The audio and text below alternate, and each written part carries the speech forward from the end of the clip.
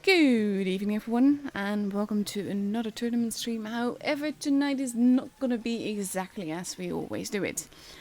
Of course, there's a whole lot happening right now, and since Legion declined that I'll be following today, which will be great fun I'm sure, as it always is. But because they don't have a match for like half an hour, I've more or less decided to just be talking half an hour away with you while we look at my garage, which, of course, not a coincidence, is showing this tank. First things first, I might have trouble finding words because I'm having some very bad health days, and that really worsens my concentration and my focus and my ability to think straight out. So I might need to find the words for what I'm actually wanting to say every once in a while. And second, there's a 5-minute delay on the stream, so everything you hear me say, you're hearing 5 minutes later than I've actually said it.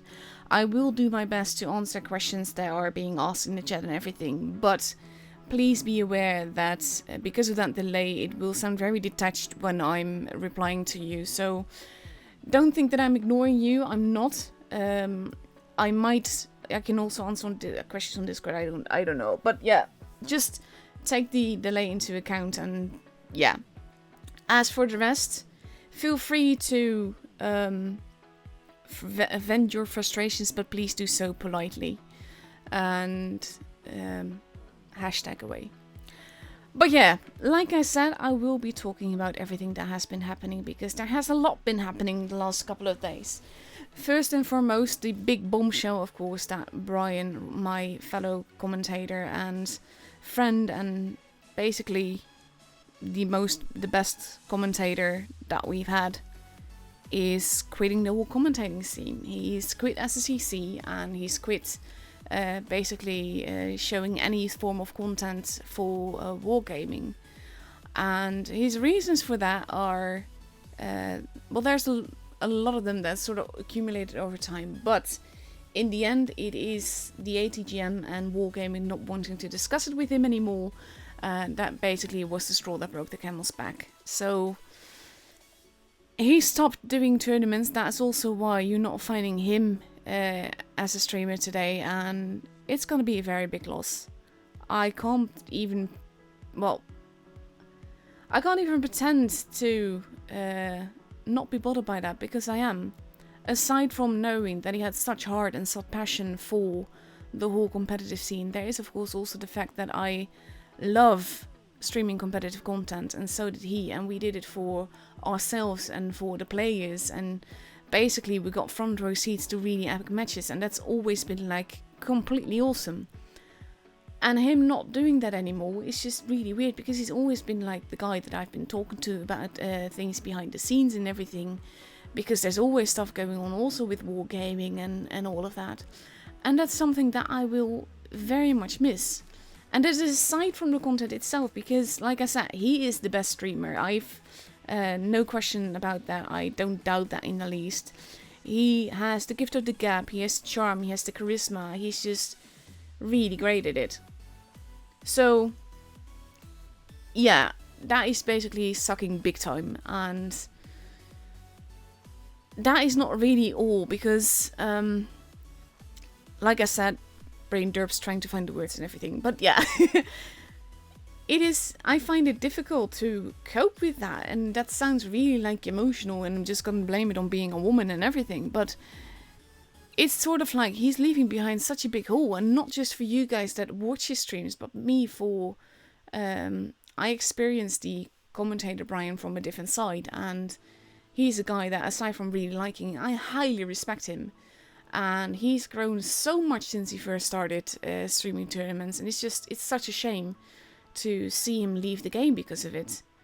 And yeah, I can't blame him. I do definitely understand his choice, and I can't do anything but support him in his decision. One thing I do feel I have to address though is the way that the community has responded to it, because I'm going to try and do this a bit chronologically.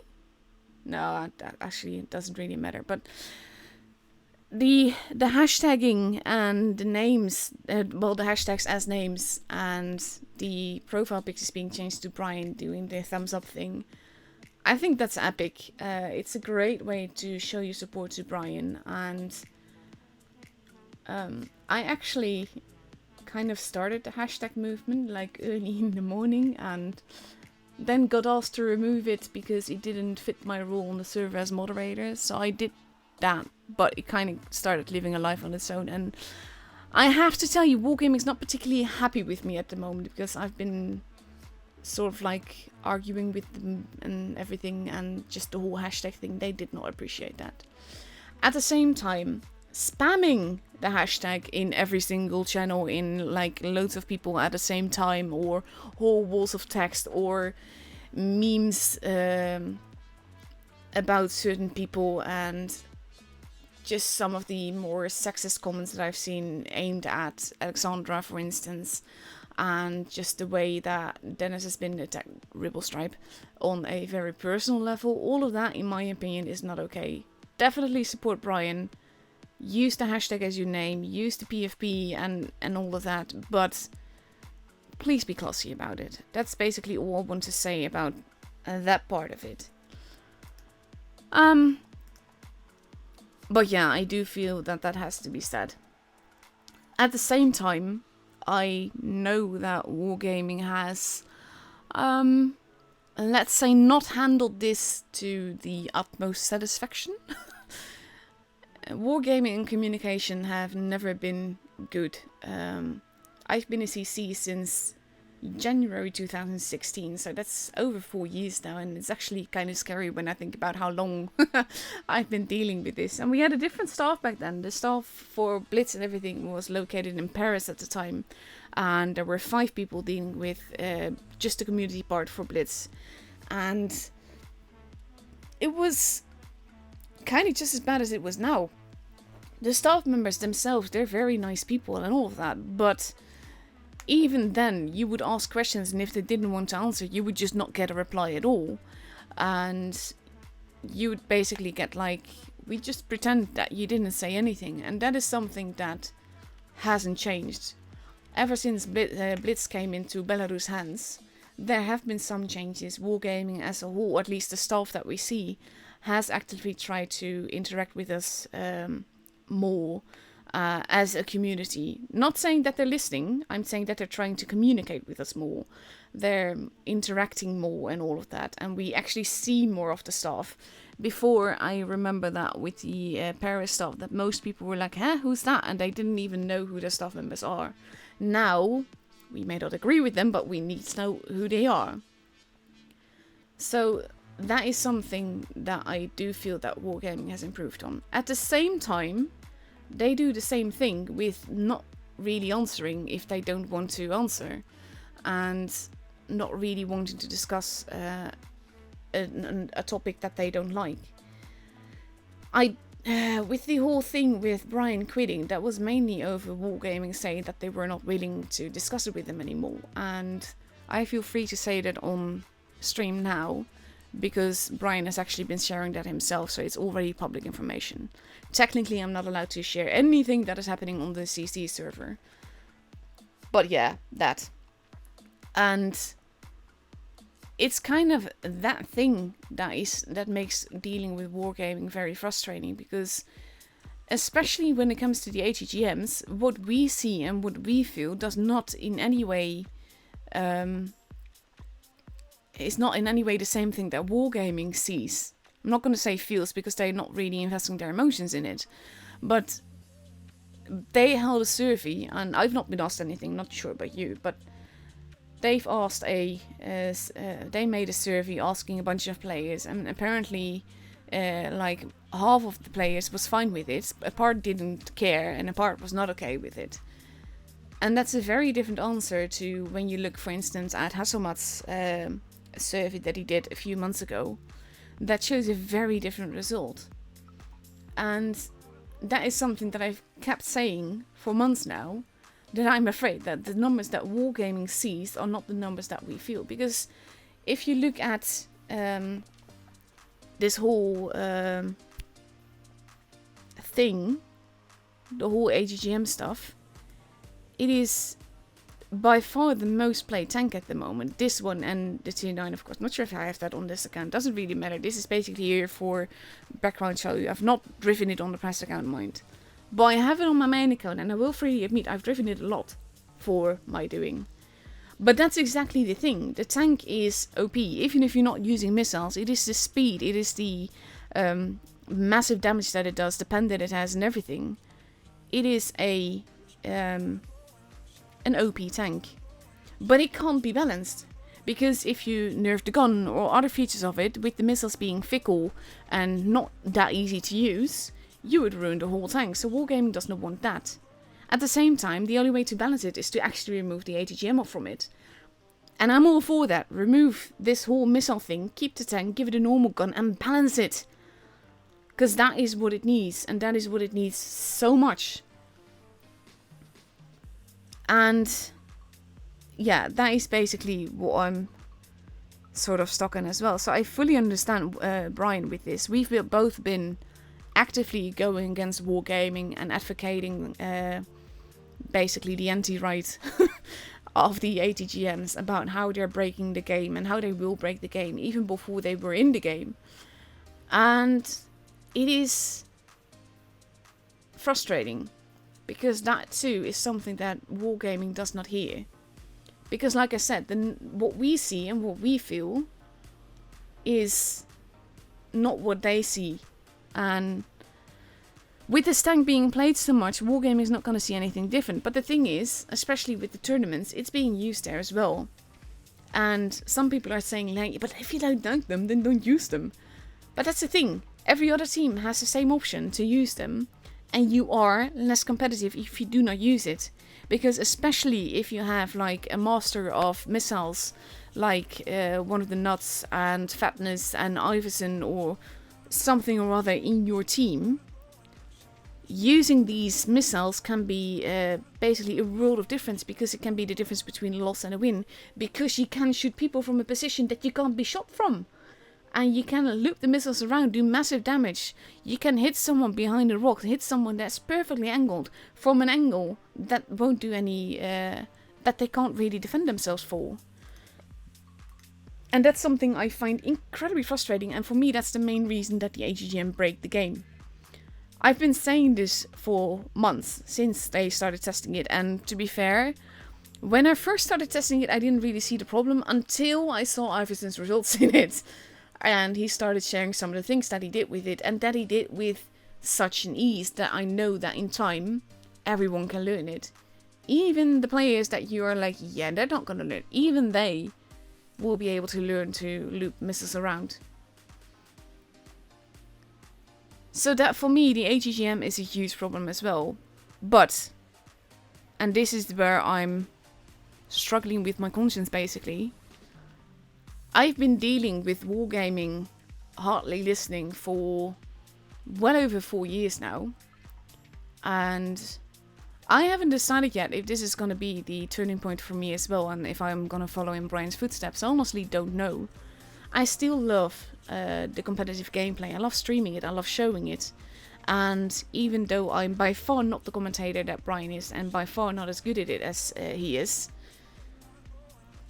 it's something I do enjoy doing. So I'm not sure yet if I want to give that up, if I want to keep all of that up and burn all those bridges. So that is kind of what I'm struggling with. And I see someone commenting on the gold and free XP and all of that on this account. This is a press account. This is not mine. This is Wargaming's account that I purely use for basically streaming. But yeah. Let's see. I kind of made a list to sort of follow, to not really lose my track of thought completely. I do really hope that the ATGM will be removed, and I hope that they will be removed in such a fashion that the tank stays but is balanced properly with a normal gun.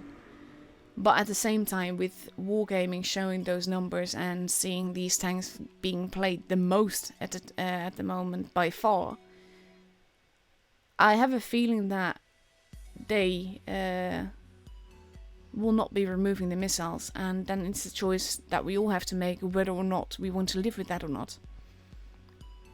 At the moment, I still enjoy the game, just playing it. There are literal weeks that I don't play at all.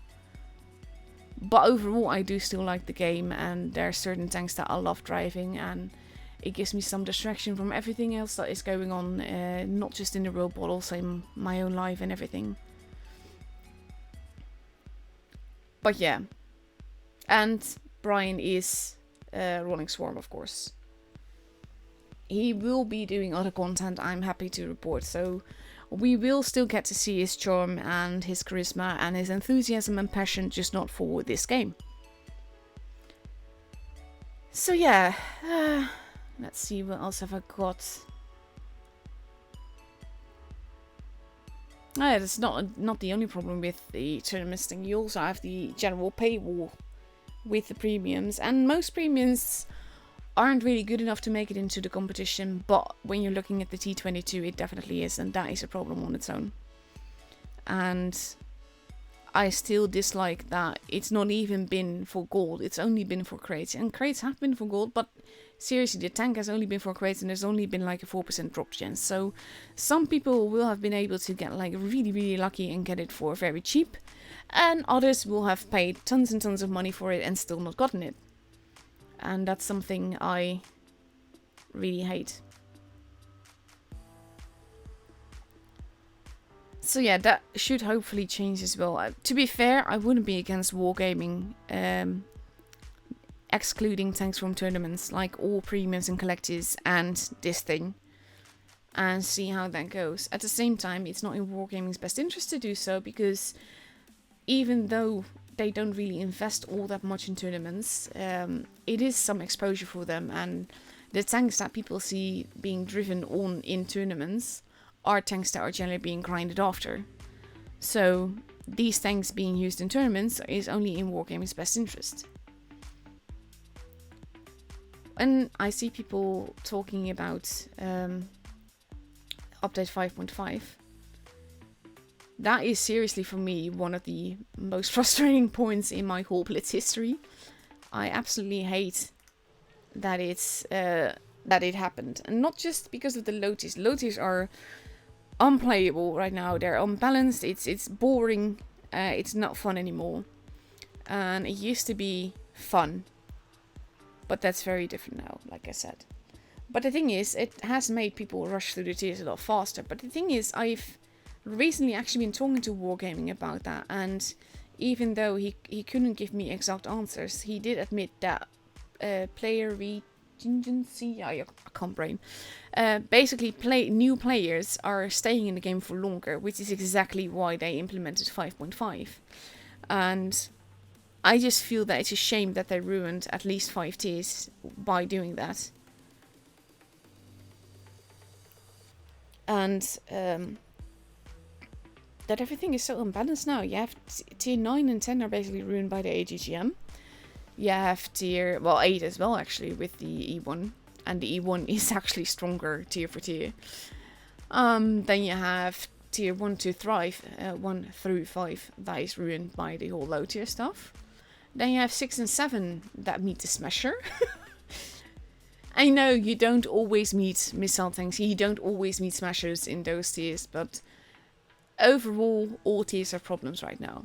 And that's something I find very disturbing, because it didn't used to be like that. You did have tanks that were too strong and performed too good.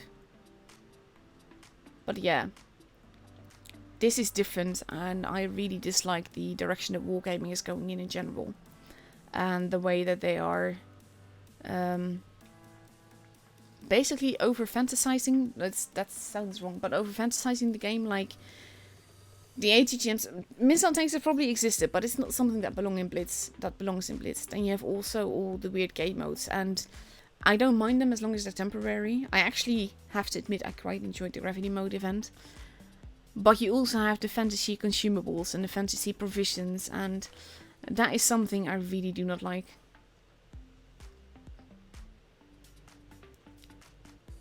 And yes, I know that I'm talking a lot, but Legion does not have a match for the first 15 minutes. Well, for another 15 minutes, I should say. So for that, I can just basically be talking and voice my frustration and all of that. And basically just share a bit of my opinion of all that's happened. So like I said in the beginning, I hate that Brian left. I hate that he's not going to be doing any more tournament content or general content. I understand his choice and I respect it. And I'll definitely be following what he's doing with other games and everything. And I haven't yet decided what this means for me. So, with all that being said, I've sort of like gone through my list. So, thank you for bearing with me. I'm not sure I made all that much sense. If I'm not, then please message me on Discord and ask me to clarify or anything. But overall, I think I said it okay-ish. But yeah, Legion is playing in about 15 minutes. And let's see if we know who they're up against yet. Just going to check the bracket. They're up against TIW. So let's actually have a look at that. Oh, this is funny. I see that I'm being live. And you're all stuck with me babbling. I do feel for you guys, honestly. But I do feel this stuff had to be said. Oh, thank you, Centigraph. That is so nice. Let's see. We are following this clan. And this is the clan that they're up against. Okay. I know Victor Bugatti actually. He's not a YouTuber. He does the ratings challenge and everything. Oh, but that's... yeah. Let's see the chart. People have already been knocked out. And this is the chart that we are in, the group that we are in. And I'm kind of really hoping for a Winsk Legion finals. Aww. Brian just made it into the chat. I understand, Johan, but I wish you didn't leave. Not Blitz, at least. But yeah. Wargaming kind of has done this to themselves over the months. But what better way to pay homage to Brian than with one of his favorite clans win in the finals? That would be grand. So I'm gonna hope for that. And please, by all means, just support Brian and his choice and voice your unhappiness with Wargaming, but please do so in a polite manner, because that will have much more effect than spamming places, because that will only make Wargaming shut the door further, and I don't think that will help us get anywhere. At worst case scenario, it would mean that they ban a whole lot of people from the main server, and I don't like that either. Or that they will close the server altogether. Which would be even more useless, because then there's definitely no communication with Wargaming anymore. So please voice your frustrations in a polite manner. And trust me when I say that regardless of what I'm doing, as long as I'm a CC and as long as I'm still streaming, Wargaming will definitely know that I'm not happy with it, and I will keep continuing to voice my frustrations and everything.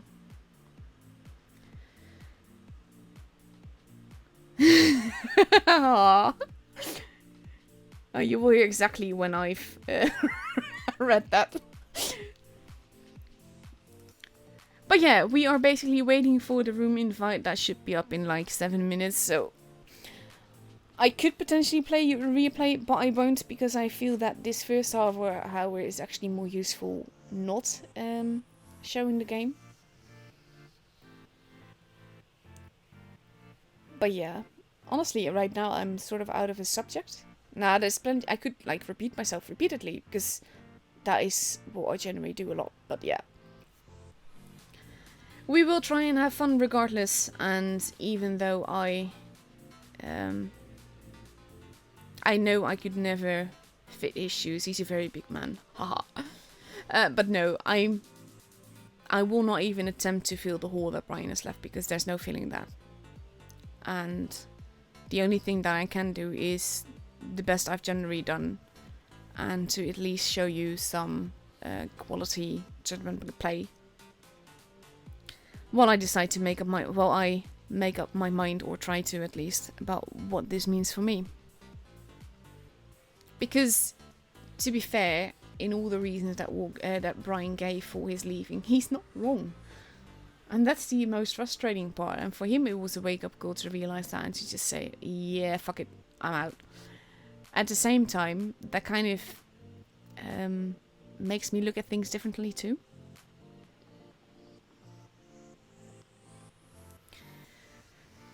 But overall, I think this is, this tank, I absolutely love driving it. I absolutely despise it as well. And I kind of refuse to use the missiles altogether, and I really hope that Wargaming, like I said, removes the missiles, keeps the tank, and just balances it properly.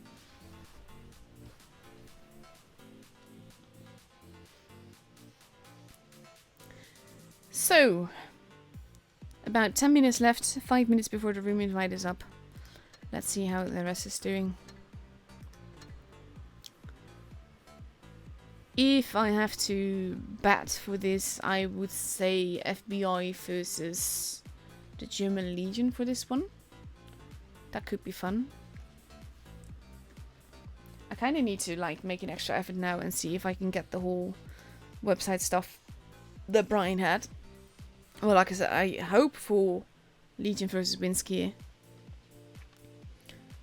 Then you have, I would say, Immor versus Vil. EG versus Souls. Raid, of course. But I'm not sure against who. That could be really anyone. And here I would say Loka versus either WW or Kraken S. Basically, I'm just stalling for time now. And this is probably going to be Appa's game. But I'm not sure who against. And that is the end of the groups. This is basically just me filling time and babbling a bit about stuff that is actually supposed to be in this in this stream. And basically now we just wait. Room invite should be up in about 4 minutes.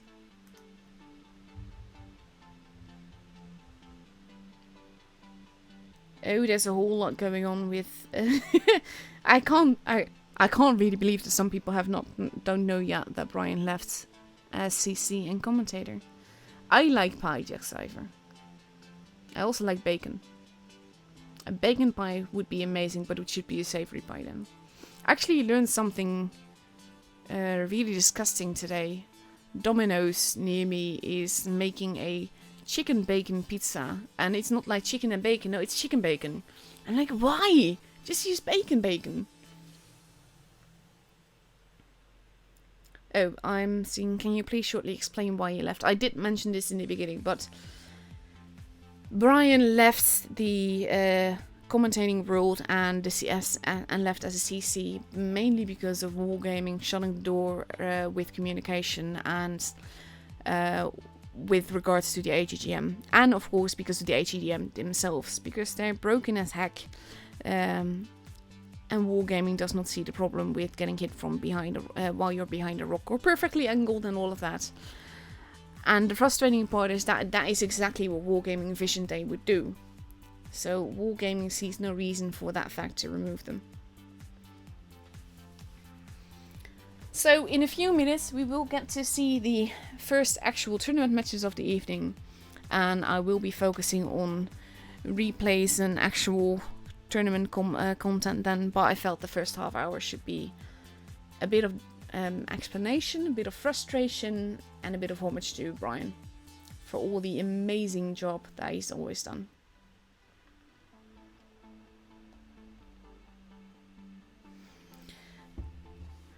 So now I just basically need to fill the time, and that is always the boring part. This is this is one of the things where I could basically take a page from Brian's book.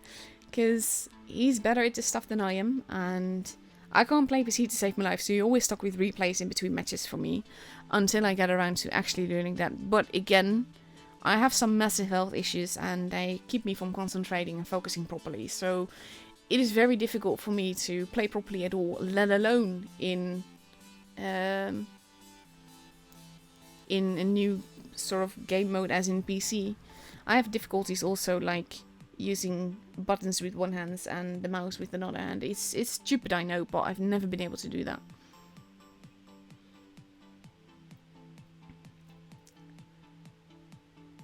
So hopefully that all makes a little bit of sense.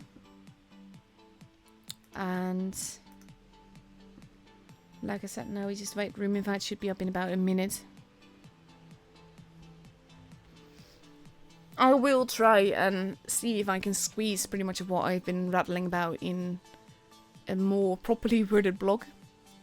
I've generally always been better with the written word, mostly because it allows me to think more about what I say and I can go back and edit. That's a little bit different when you're basically live streaming. At the same time, I felt that I should do this on live stream. A, because I did not know when I would be able to write the blog. And B, because this is the first tournament stream since Brian's decision. And I really felt that this kind of stuff needed to be said. And I could not, in any good conscience, go into live streaming tournaments without properly acknowledging what had happened.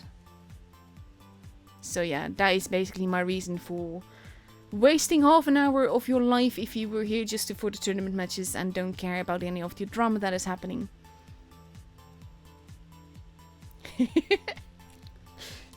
Honestly, loving the chat. Like I said, that's a 5-minute delay, so it's really useless for me to respond to the chat. It's very difficult, and there's a tournament room. There's no proper matches and everything, and no proper questions that I can literally respond to. But yeah, Legion all here, well, almost all here. There we go, full team, and TIW on the other side. I am readied up. I have the ATGM selected, even though you can't see that here. But this is actually nice, because every time we enter the battle now, you will see it blow up. So basically we have to wait just over 4 minutes before we actually start the match. And then we'll see Legion do some epic things. Because this is the third week in a row I've given Wargaming 4 clans that I actually really want to stream. Because I feel that they are the most epic teams and that they do epic things and I enjoy watching them. Legion, of course, being one of those. But I do find it peculiar that Wargaming has given me Legion 3 weeks in a row for the Thursdays. Whereas the Saturday tournaments are generally a lot more epic. And I would love to stream them as well then, at some point. At the same time, with the professionals coming soon, I have a feeling that it won't really matter, that we will be definitely seeing Legion then again as well. But we will see. And I have a feeling Aggie is not going to be driving the Chaffee on main runes, however epic and small and cheeky tank that it may be. Ooh, Dakota's choosing the FE. The 4202 that is. I always like the 183 is the Death Star, which is also an FE. 215B is the heavy FE, but the FE is what I refer to with this tank. And I actually don't like it. As a tank, it does not fit me much at all.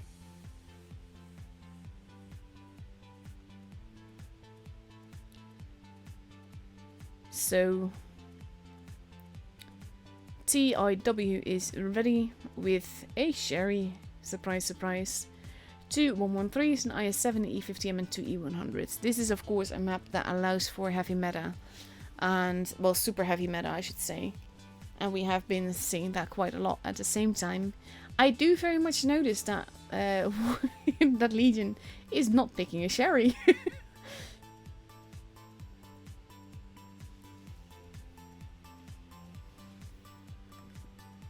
And yes, I've told my mods that posting the hashtag is allowed in the stream chat. A little less than 2 minutes now. More FEs being taken. I'm not sure if they're actually going to stick with that, because that seems like a lot of FEs. At the same time, hash and all. And if we have a Sherry versus a FE, I would definitely put my money on the FE. Same if it's a T22, because we've actually seen, and I didn't capture it because I thought the FE would actually lose that. But there's a fragment on Brian's YouTube channel somewhere where there's actually an epic takedown of a T22 by an FE4202, and it's amazing.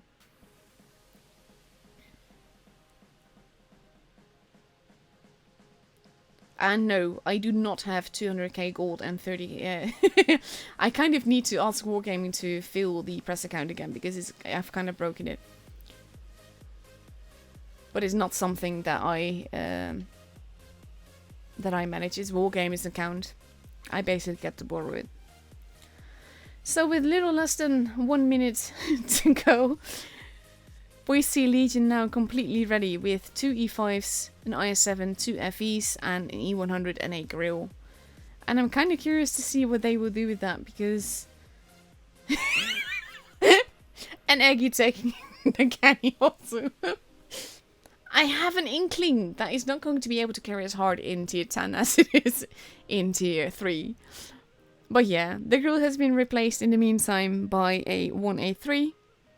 And Aggie changed back to the IS-7 with under half a minute left to go. So, we're just going to do our best to enjoy this. And if I've seen out of sports, I don't know. I actually am, because of everything that has happened. It's just weird. But here we go for the first actual tournament match of this evening. And after this I will show you like some replays and stuff to basically entertain you. We see fitting avatars on the Legion side and Unity on TIW side. I'm just gonna Golden 2. It's probably pronounced all wrong and everything. I should probably have looked at the clan to see what it actually stands for. Oh god, that is disgusting. Don't do that. Focus more and more. And here we go. Yes! No.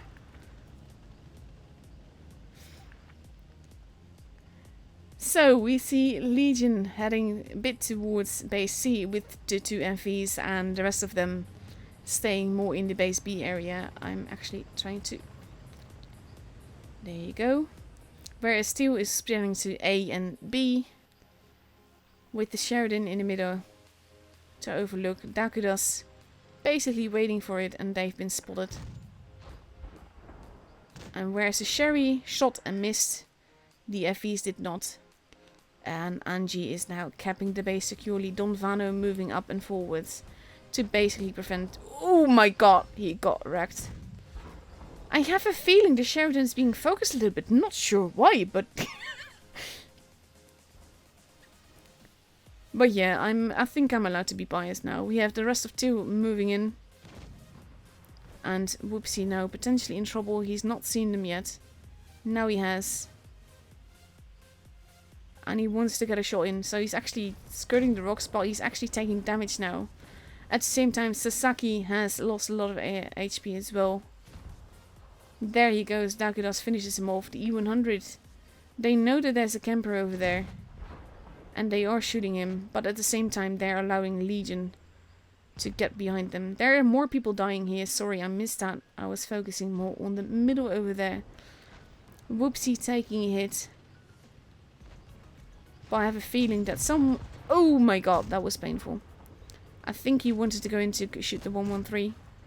And it did not go that well.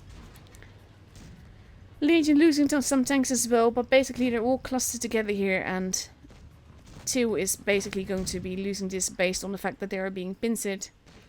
We have Object 3 arriving. And there goes the Radicals, but also the 113. Bugatti is now gone. And there's only 2 tanks left versus 5 guns, and there is no way. Don Vano might still lose his life, but even that I'm very unsure about, because look at this. Look at the difference in HP, and they're not going to be able to do this. They do try to take them out, but now only the E100 is left, and he gets blown off with the turret blown off, so... For those that missed it, last week we had a very, very fun stream where Legion was paying homage to the Mighty Donut in New Bay, and it was actually really hilarious. I was actually surprised to see Whoops staying in the same position that long with the Death Star, knowing that they were coming, even when he had been spotted. I think he wanted to get the kill shot on the other side, but then he had to move because they were pushing. Bit of shitty camera work for me. Sorry about that. And 2 is already ready again. I should actually have a quick look at what 2 stands for. The Ice Warriors. Righto, the Ice Warriors were all ready, but now Cotonut has unreadied. Firstborn is saying in the chat that he's going to change his tank into the Sheridan online, so that it appears in the thing. Ooh, Kiwi actually has footage of the T-22 getting murdered by the FV, so that's definitely worth checking out. But yeah, the Ice Warriors are ready with a Sherry, a 268, 2 113s, an I7 and 2 E100s, and we see that Legion is getting ready with a 268, well, 2 268s, an E100, a 5A, a Patton at 4202, and potentially Death Star again. They have a comfortable lead now. They only need to win one more to go to the next stage, and the 1A3 has been changed to an AMX 50B. And here we go, countdown clock has begun. Firstborn has taken the Sherry, and Ventium is showing the other missile tank, the E1, and I hope both missile guns get removed. And here we go into the second match of the evening, where I will do my best to follow the tanks a bit better and not get distracted as much. This camo actually looks really nice on this tank.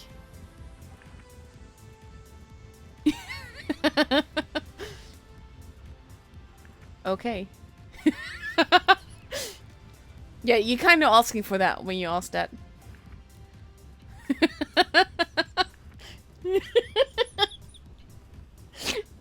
Oh, thanks guys.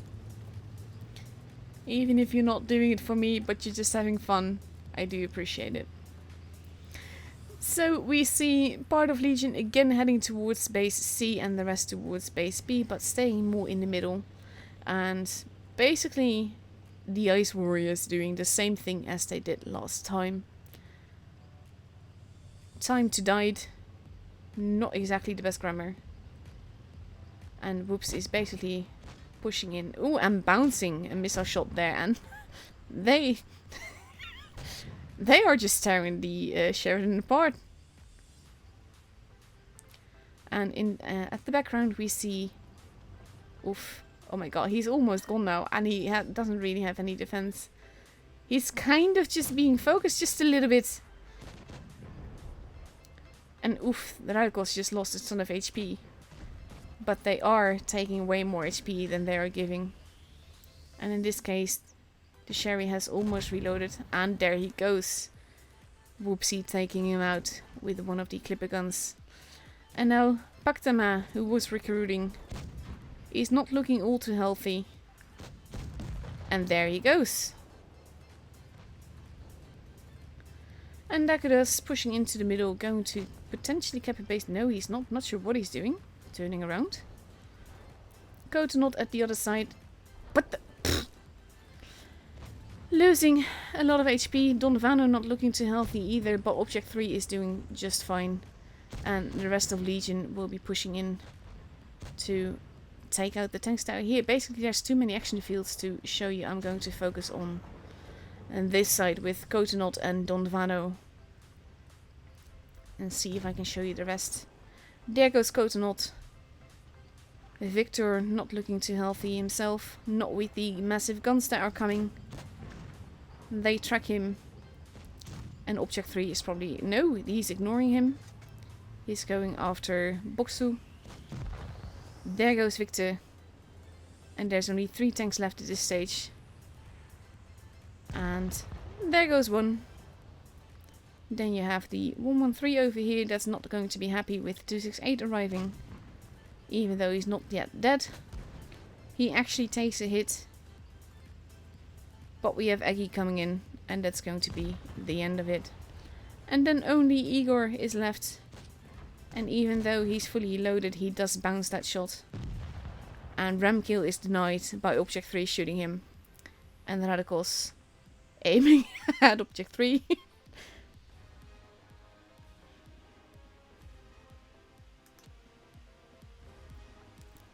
And that is the second match. And Legion is taking home the victory, losing only Dakudas this match.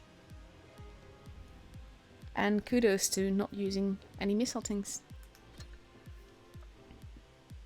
I kind of wonder what will happen if all the professionals teams would agree not to use the Sheridan. At the same time, I have a feeling that it would be very hard to get all 8 clans to agree. At the same time also, I think that all 8 clans would severely love Brian and might do it for him. So that is the first matchup of the evening gone. Let's see what we are up against next, if we know yet. K4 is through. The rest is still fighting. Let's see. We do not have an opponent yet, but we have about 25-ish minutes. So I'm going to show you a replay. Let's see. I'm actually going to show you a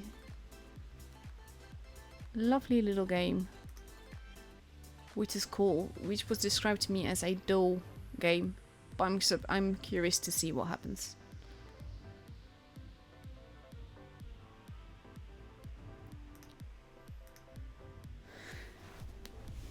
So we have a little bit of time to kill, and I have a little bit of time to get my enthusiasm back. It sounds so bad. I shouldn't be affected this much by and I'm not liking this situation much. So we have war. This is actually a pretty nice camo for this tank. I find that it's hard to find a camo that looks particularly epic on the E100, and that is because of all the edges that it has. Most of it just looks like not fitting. In this case, the color of the camo comes back in the tank itself. That is a cheeky shot and a cheeky bounce. I approve. And now he's just capping safely before he shows himself again, which I think is a good call.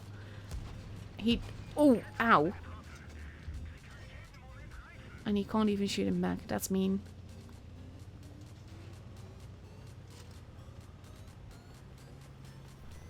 And let's see. E100 is a tank that used to be so OP. Then it was a long time not very competitive at all. And now it's sort of going back with the heavy buff. We see it being driven a lot more again. And I'm actually kind of need to give it another chance. It is one of my best tier 10s stat-wise. But it's something that yeah, like I said, I haven't driven it much. I much more enjoy the fast tanks right now. Before the Sherry came, that was definitely the bad shot. He sees a lot of targets, but he's not able to shoot any of them. E75 has been taken out, and now there's a waffle. Oh, nice! I like that.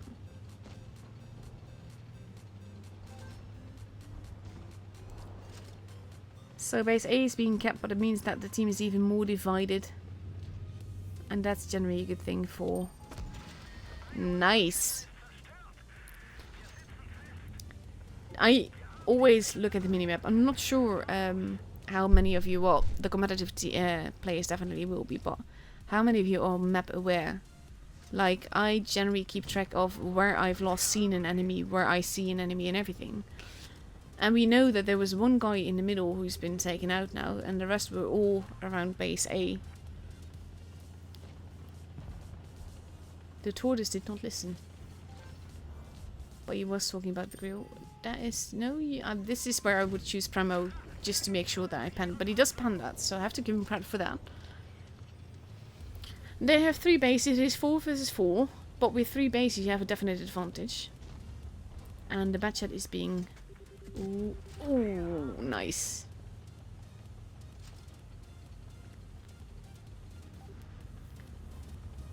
So basically, as long as they keep the point advantage, they should have this. They can allow a base to be capped, that's no problem. Ooh, almost. Would have been nice at that pan though. And the E1 is not even going to cap, he's coming for the E100. Which is not the smartest move, in my opinion. Because angled right, he would need missiles, and missiles are fickle, and not everyone can make it work.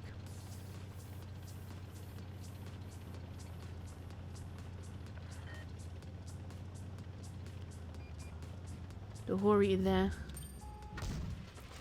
He does take a big hit because he showed too much of his lower plate, I believe. Or he might have been shot in the face, actually.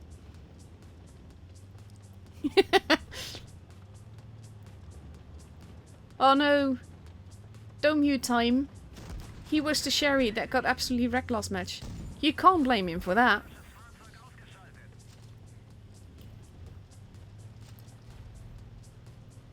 Let's see, E1.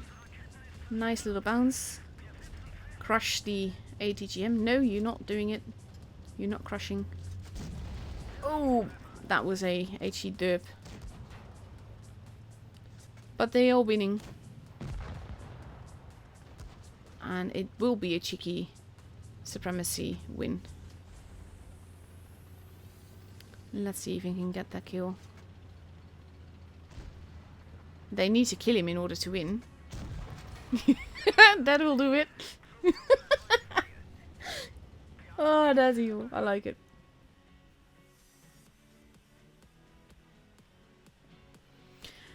So that is a nice ace with a nice high caliber. 3 kills, 6.7k damage, 1705 HP, and I would like to point out the E1 on his team did a grand total of 13 damage. That has to be only some ram damage, but who did he ram? Oh dear lord. But nearly half the supremacy points of the match were his. He could have potentially done more damage if the timer hadn't gone up with the points and everything. Let's see, we have a little bit more time. Let's show you another replay.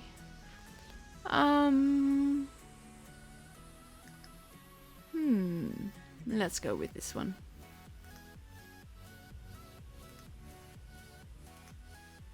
There we go.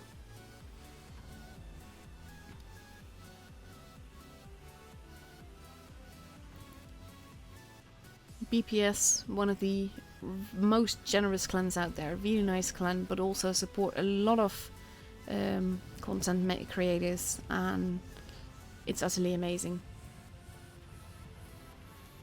This camo looks so sick. There's a lot of things that look so good on the AMX30B, but this is one of them. And let's see. It's not supremacy, so no bases to be capped. Have to be honest, I always only play supremacy. If it's up to me, I generally perform a lot better in supremacy than out of it. This is a good spot to be in, but you have to be careful peeking out because you can show quite a bit of your weaknesses.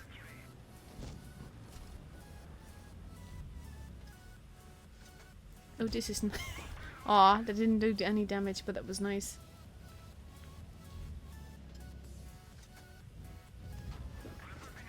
These kind of shots, I'm always seeing a lot of players do that. They're hasty shots, and you're like, I'm kind of hoping that it pans. He's careful with peeking out at this stage. Mainly because his cupola is on the right side, so in the view range of the 1-to-1. We have the grill coming. But he's not focusing on that. He has to be careful with his cupola right now. Cupolas can be the most troll piece of armor that you have. The guy did 3 damage to the grill. That is amazing. Track him, track him, track him. Ooh, not in time to save the T-55A. There you go. IS-8 has also been taken out on the other side.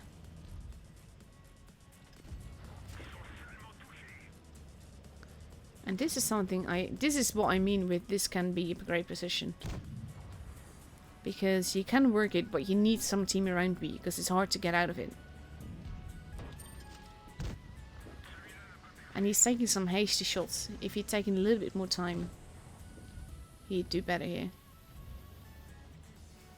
But with the T-54 relocating, that's actually allowing him to relocating himself. I'm just not sure where he's going, but I'm not sure that he knows where he's going. And he's back to where he was. There you go. Nicely done. And now basically the enemy team is starting to come. He has to be careful. The grill's almost dead though. So that is a big gun to take out. And if you can take out the T-54, that means the sniper less. The 1-to-1 needs help. That bounce. He kind of needs to help his teammate. But as long as T-54 is shooting him, that's fine. There you go. Now he's moving into position, helping his teammate. His teammate is lucky here. He's doing good. There you go. Nice double tap, but he does get taken out by the T-54. Gorilla could potentially get a shot in if he's fast. He does. And it's 2 versus 4 at this stage. And now he has to be careful to take out as much HP as possible. He is in a 1 versus 4 situation now. To be fair, with the T-54, taking a hasty shot, that can be tricky. He has to be careful not to show himself as he gets out of there. This is the thing, if you're in a situation like this, if you can basically draw out your enemy and sort of like tear them apart by having the fast tanks come after you, you can win situations like this. You just have to be careful. There you go, nicely done. 3 left. Going up here is very dangerous. But this is a good position to have, especially when they're over there. We are 4k into it. Damage that is. IS-8, oof, that is tricky. IS-8 is the weakest target here, so that is the one that you want to shoot. At the same time, he has to be very careful here. And the E100 over there is not making that easy. IS-8 is going down. And he can't really get away from here. And that is the difficult part. But he can shoot the guy as he comes. And that is a good thing. As long as they stay at the same time, he can peek up out here and see if he can shoot the IS-7. But he will have to be... Ooh, someone shot. And this is good. He knows where the E100 was last seen. So he's using this position to get into a position where he can better deal with the IS-7. Especially with the IS-7 already firing and then getting himself stuck against the corpse. But he needs to make sure all the shots pan. And he needs to stay out of range of the E100 too. Ooh, just... Ah! So close. 5.7k damage in. Yeah, that is... Yeah, okay, that was a bit lucky. But at the same time, he only has the E100 left now to deal with. A little less than 2 minutes left to do it in, though.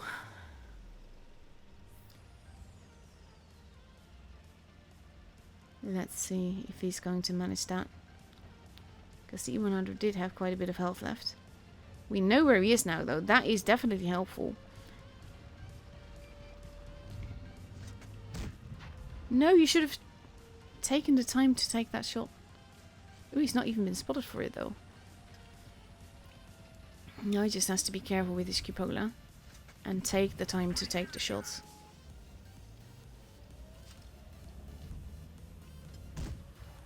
No, you don't have an... Ooh. This is kind of like, I wish I was in that game. At the same time, I really wish I wouldn't be, because I would be shaking in my boots.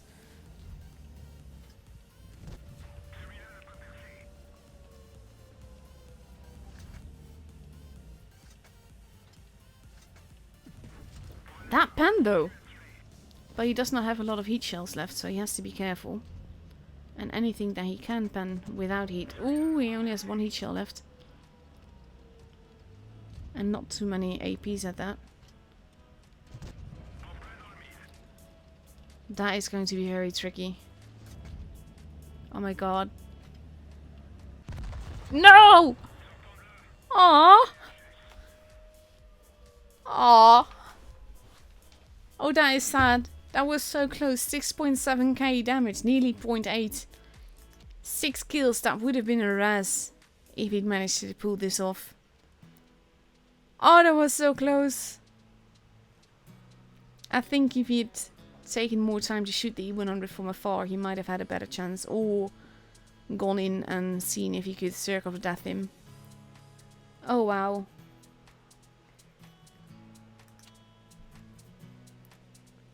Quite a few shots bounced. Oh, but that was sad. Awesome game, mind. But that was really sad. Aww. So let's see what the rest is doing. This is the top 4 for Group 1. German Legion had more in there. Then we have Group 2, which is Legion. Let's see who are we up against now. Souls. And... Oop. I went away too far. Went too fast. Then we have Phil, of course. And Mates and Mates. That sounds... Huh? Same team? Or different team, same name? That looks very promising. Who is Phil up against then? Come on. It would help if he loaded. But that looked really weird. Whip. So it's 1 whip and not mates. This is basically a game derp. EG. Firstly, the Phoenix of Souls, I think, in the finals. Oh. I need to not do this. Let's see. Group 5. Raid, of course. Let's see. Here we have Kraken S, Loka, K4 and WW. So far, not really any surprises, to be fair. Appa still in it. And that is it. Room invite should be up in 2 minutes time, so we'll just wait for that. I can't show you another replay in the meantime, so we just have to be patient a little bit longer and enjoy this stupid tank. I can actually... Yeah, this is actually... No. I'm calling it a stupid tank. It is not. It's the principle behind it that is stupid. I actually really like this offer. I probably will get it on my my own account. Because, well, I'm a very lazy grinder. I absolutely hate grinding. And to be able to grind fast is something that I much prefer. And if I have the gold lying around, I could potentially do it. But yeah. Just a minute or so left to go before we get the room invite. And to be fair, I did put the camera on this because for obvious reasons. But yeah, I would like to see more different tanks in the game. I would like to see more light tanks in the game. Just without this. Without the missiles and everything. Just normal. Normal guns. That would be great. Actually, I'm excited because we know that there's another light in the pipeline somewhere, which is the Vickers light for the British nation. And that will at least be another light. So then we have 3 light lines. And it's something that I like the fast tanks. Just overall, they fit me. I'm kind of my evolution through the game. There we go, tournament room. My evolution through the game was basically all TDs, then all heavies, and then only starting to do the mediums. And the first thing I ever did when I got this press account, actually my old press account, when I got a press account, was just getting all the tier 10 mediums and taking them out for a spin and see which I liked, because I didn't have any tier 10, any medium tank be above tier 8, and the only tier 8 that I had was the Type 59 and did absolutely love that. So, everyone is arriving. We are going to New Bay, and I can't take New Bay seriously anymore since the praise be to the donut. And I have a feeling that we see some homage to the donut, even though I think that Legion will have to take this more seriously because Souls is one of the teams that has been to the professionals and everything. So even though this is not a ticketed tournament, and even though they've already gotten their ticket with this, it is basically not something that you want to risk just in case. But we'll see what happens. It is still Legion. So far they've proven to be completely hilarious in these days, and I'm happy to be streaming them because of that. And as for that, hello everyone that is watching. If you did not see my rant earlier, the first half hour or so of the stream is basically me explaining, ranting, venting, I don't know. But yeah, basically my thoughts on the whole situation around Rolling Storm leaving us. And to be fair, he will still be playing a little bit. He will just not be making any Blitz content, and he will be streaming other games. So I will be looking out for that and enjoying that. So with 2.5 minutes left to go, Souls is steadily readying up. And they are ready now with 2 mice, 2 268s, an IS-4 and 2 113s. And Legion seems to not have decided yet. I'm not sure if they're going to decide whether or not to pay homage to the donut or not. We see some tanks being changed. Eggy now taking a tier 10, which is generally a good call for a tier 10 tournament. No, there's no free stuff on this stream. You will, yeah, actually you will be hearing this in 5 minutes, but yeah, there's no free stuff on this stream, and the free stuff, if there will be any, it will probably happen in the professional stage. So that is, I believe, early May for the streams then. Yeah, true. Foximus Potens, the guy that we just saw that lost that really epic game, said he had no time to relocate, and to be fair, he probably does really have a point with that. So, 1.5 minutes left to go. Legion has readied up with 4 AMX 50Bs, 2 E5s and a Sherry. It will be interesting to see what they do with that, because taking that many clippers can be a very big risk. At the same time, if those clippers land all their shots, you can take out at least 2 tanks together. And that could give them the time to reload, but it will be tricky. And first point is left, and Vantium, and I like that they're showcasing these tanks, because that is exactly what's wrong with the game at this time. And Souls, like I said, they are ready, and we are just waiting for the game to load. I'm curious to see what will happen with these clippers, because that will be interesting to see. Clippers for me are always a risk, but at the same time they can be worth it so much. And I can't wait. 1/2 minute left to go before we go into the game. And it's funny because you always see the numbers of viewers like go up when we are near the time of actual tournament matches. Which I fully understand. If I was going to watch a tournament stream, I would be there for the tournament medals, so yeah. 12 seconds left before we go into the game. And here we go. Let's see what's going to happen with these lineups. The mice, of course, also one of those tanks that it can work complete wonders, but it is a bit of a risk as well, because they are so slow to get around. That being said, Nube is a very small map, and I see the donut.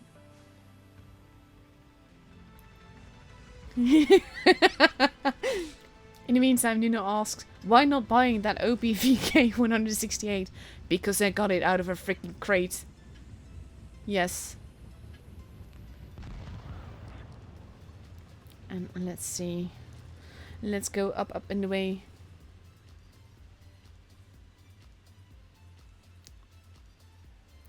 Basically, the clippers are splitting up. Object 3 going with Dakudas. The rest heading towards base B. We have Whoopsie and the Sherry getting spotted as he goes A, and we now see the clippers moving in as they know where the enemy is. Eggy heading towards the base close to them, probably to spot. And we have Don Vano getting the first damage into Jordan. And there we have a nice little clipper action. Look at this. They are rushing Don Vano. And we hear a missile that actually hits the ground. But Jordan is not looking all too healthy and he gets taken out. The Radical's losing a little bit of HP, but Don Vano now having a corpse to protect him. Whoops just got a big hit into him. And now both of them are using the corpse. That is, I think, a funny call to see. We have the Clippers in the meantime, in the middle. Some of them relocating, basically ignoring the mice as they come up, because the mice will take forever to get anywhere. And they're just going to be clipping the blip out of these tanks and just taking them out, which I think is a really nice call. There goes one pun.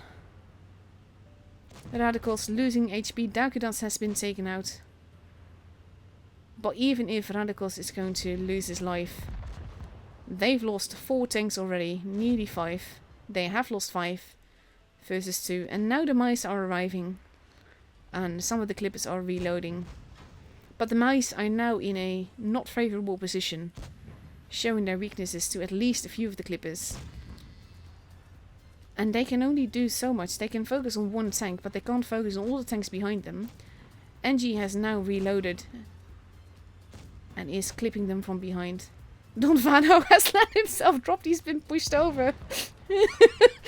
And now only Panseba is left. And he is being clipped.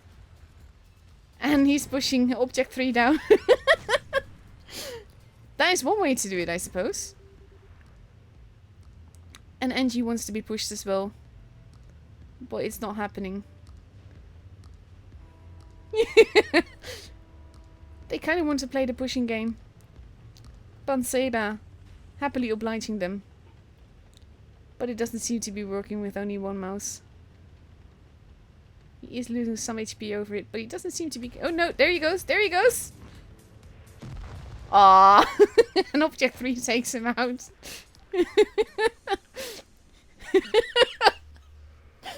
Okay, that is a very nice way for both of these teams to just go about it, knowing that you've lost and then just hanging out with your supposed enemy. I really like that.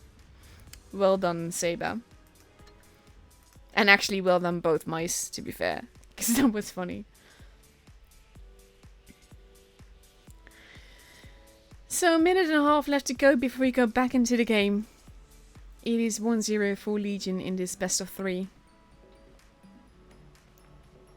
And we see that Souls is switching, is leaving out the 113s and the 268s. And it seems to be in favor of more heavies. No, there's the 113s. But we see 2 IS4s, 2 113s, 2 mice and an IS7. So no 268s anymore. And Legion is switching their lineups as well.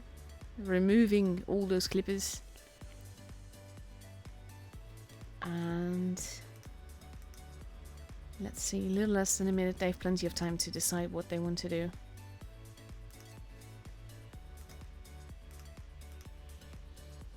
In the meantime, I am getting tags on Discord. Rest assured, I will check it all, but I won't be responding right now.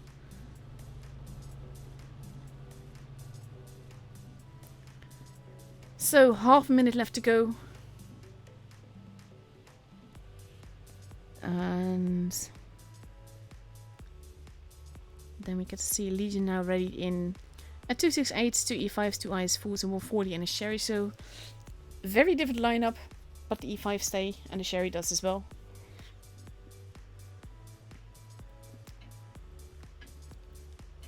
And first one is now taking the pattern. And here we go.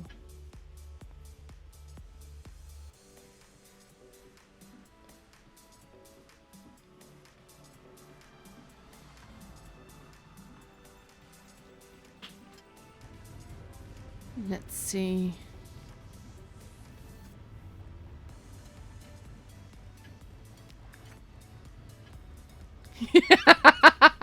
Yes. Yeah, that's one way to describe it. And here we go. Legion focusing a bit on both sides again. The E5's heading with the 140, but now building. All of Souls is heading towards base B, which could be problematic. So they need to be careful, but Nick is capping on his own and he is close enough to stay with his team. He is spotting them coming over. He is like, yeah, I'm not going to cap that. And he is heading into safety. Even getting away with it unscathed. Souls moving into the park. Going for picnic. Base C now being capped. Dakota's losing a bit of HP crossing over. Discord died, that's not a good thing.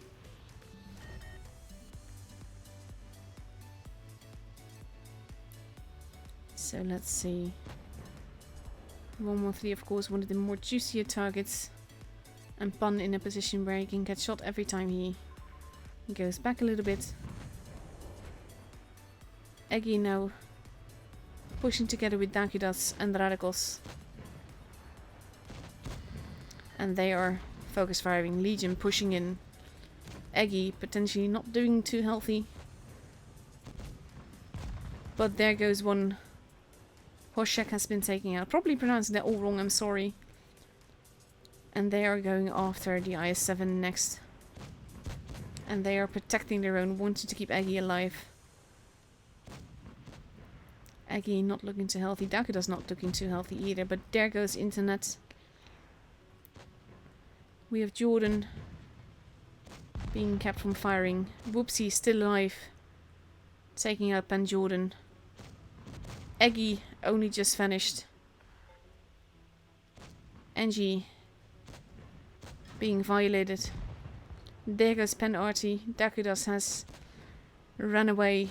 He does not have the health to deal with this. At the same time, it is now 6 guns versus 2 guns. And it's the mice again that are left to deal with a lot of Legion guns. And Pan Seba is not looking too healthy. I have no idea what's being said there. Object 3 landing a big hit. Pan Seba bouncing that.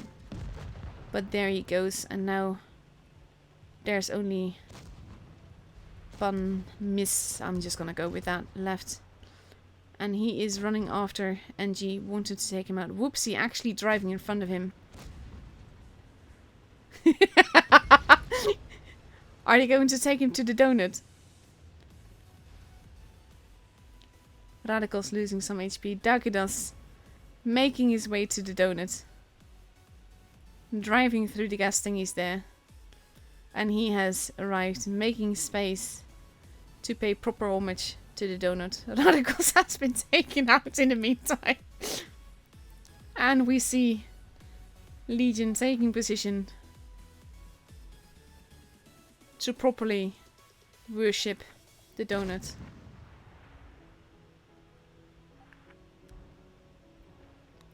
Don Vano now getting shot further. And Don Vano is like, yeah, you're not respecting the donuts. You die.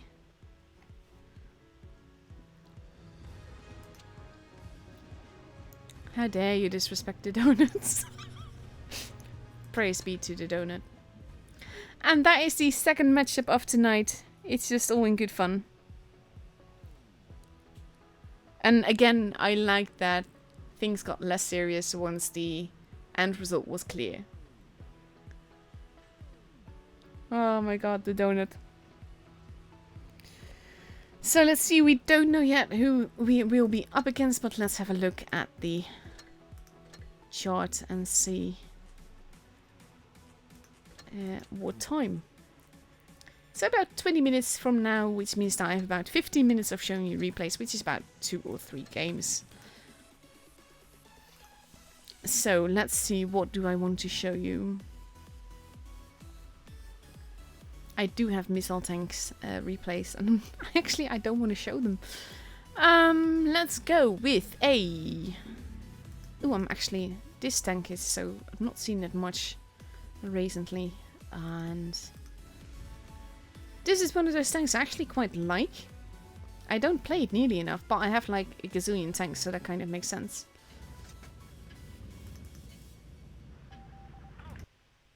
Let's see. It's one of those mobile TDs that is just, it has no armor, but it has a turret, and it's cheeky, and it's lovely.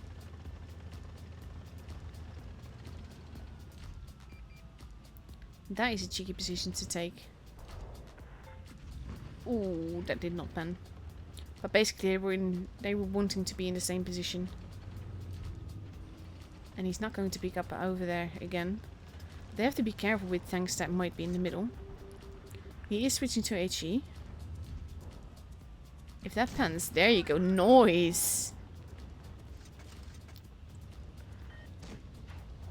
And the Batchet is not looking too healthy now. Base A is being kept. There doesn't seem to be anyone in the middle, so most of them will be around... Oh no, they're actually like both sides. So that could be really bad because he could be shot from both sides now. So let's see. There goes the Batchet. And he misses. Let's see. They have two bases, so they kind of do have to push. Waffle taking a shot there. Nice little track shot. I like how the Sun is not even paying attention to this side. Showing his rear and everything. That helps. Not that much damage so far. But this is just, it's a nice tank. It's relatively mobile. It can be very, very troll. There's a J-Panther over there. Ooh, who hits the building? This is a lovely thing about buildings. You can use them to troll your enemies. And especially when he's not even paying attention to you. Tiger 2 is moving in though.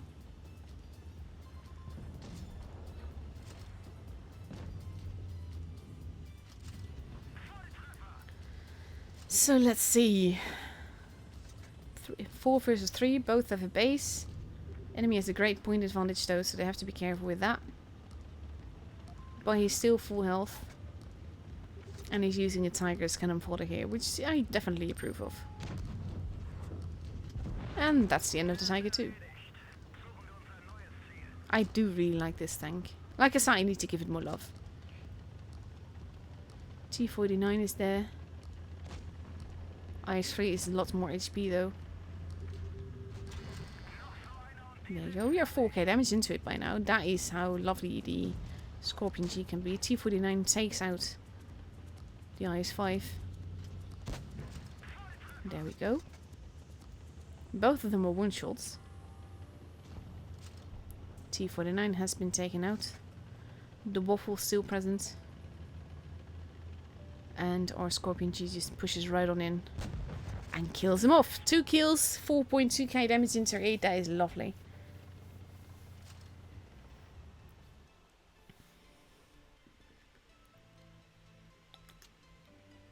$1,361 HP, XP. 60 supremacy points. That's not a lot, but the damage was definitely epic. So I got a replay with the text that this is exactly why they are wrong. And that it shouldn't be used in Clan Wars and raiding. So let's have a look at that one.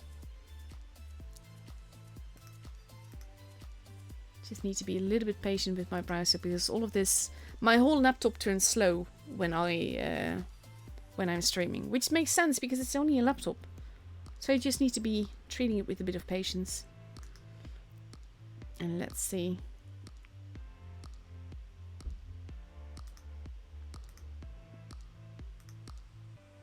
Here we go.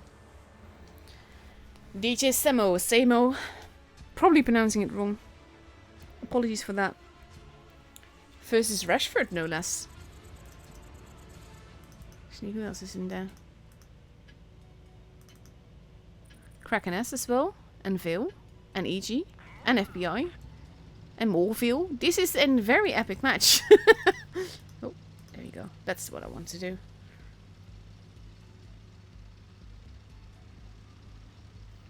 Let's see. I'm kind of worried about the shots.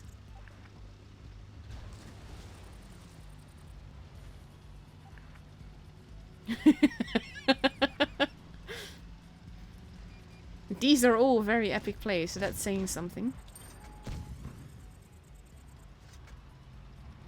I'm not sure where that missile went, but it went all the way gone.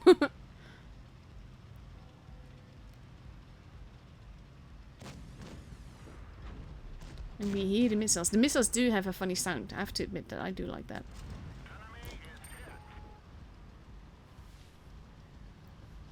In this case, they have big guns behind them. They could potentially just draw them into the line of fire. Let's see. That is evil. But again, that's not always... That's just... not too bad.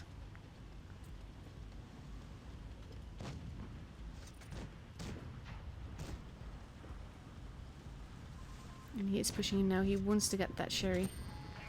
And the AP here is a lot more effective than the heat. So he has to be careful a little bit with the... God, it keeps moving too fast. With the tanks in the middle. He does take some hits there. And now he has to be careful.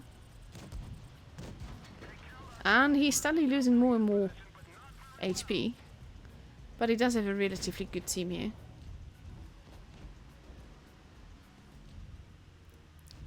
Oof. That might have been a very expensive shot to miss. But his teammate being there is actually allowing him to get the blip out of there. And wait for him to reload. He is getting shot from the other side. So they know that there's someone there crossing over. Haven't quite seen those promised missile shots yet.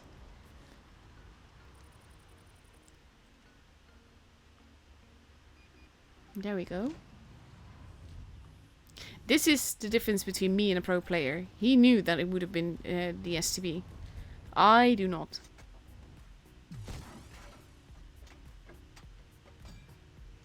This is what's wrong with missiles. Oh my god.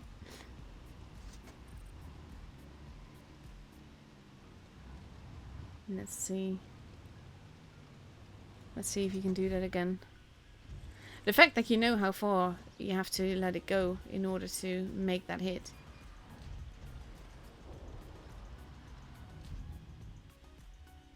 That is kind of evil though. Let's see if you can do that again. Dude! Oh my god. Yeah, I do understand why you submitted this replay now. Oh my god.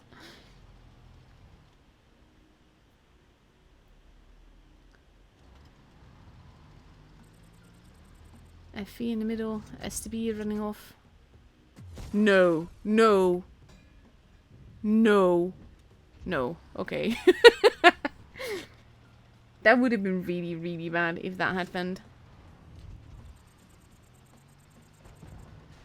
And there we go. But those two missiles, that is exactly the problem. Not too much damage, not too much rating. It is rating, an all high rating, hence why we see so many known players here. But oh my god, those two hits on Rashford. All the way at the back there. That's just, oh my god. No, this is not where I want to go. Oh my god. Kerfuffles just said, Amanat needs to do webcam and put fake beard on. Oh, that would be really awkward and creepy, to be fair, but yeah. So let's see, how is the rest doing? Imor versus German Legion was right about that one. Legion versus Winsk. That's gonna be for you, Brian, for sure. Imor versus Phil. EG versus not known yet. Let's see, Raid versus not known yet. Loco versus WW. And Anathema versus not known yet. I think that's it. Yes. So we have 12 minutes left. I could potentially show you another replay actually.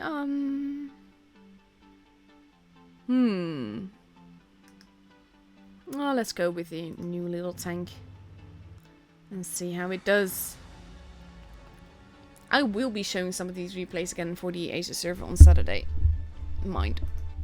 And that has everything to do with the fact that these are Asian players.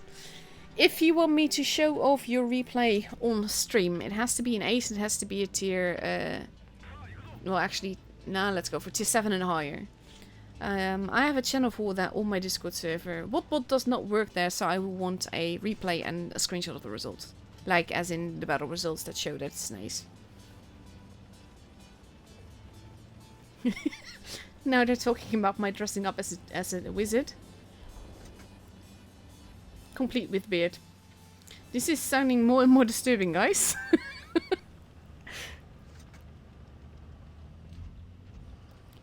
So let's see. Hori is one of those tanks that I kind of want to grind it. At the same time I don't. And that was a missile flying and a nice little bounce.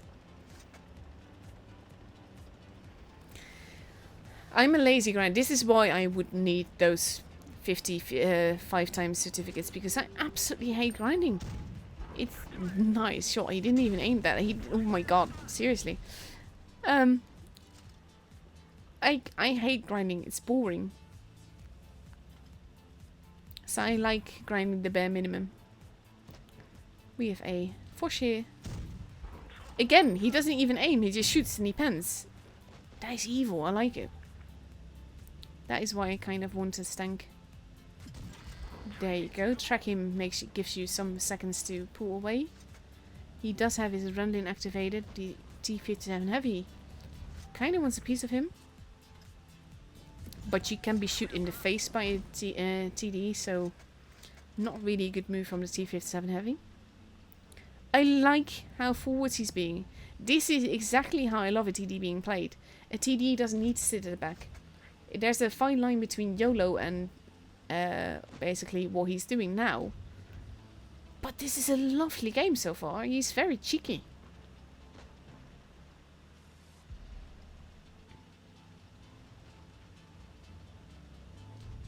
Ooh, and that is the end of the T-57 Heavy.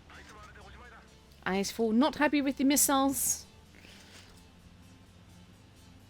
And there's a grill there. We saw not a missile fly. No gun depression. Nice bounce. Nice big hit. And the Foch now making his way there. Missing though.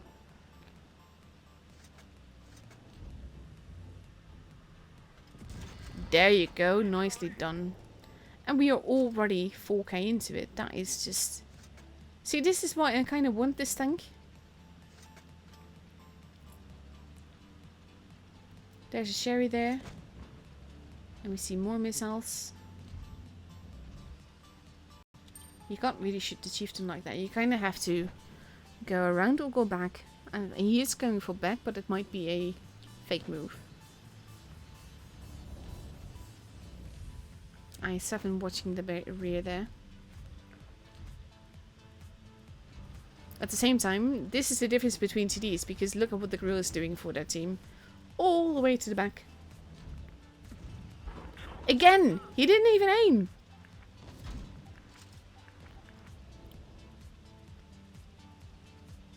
Evil, I like it.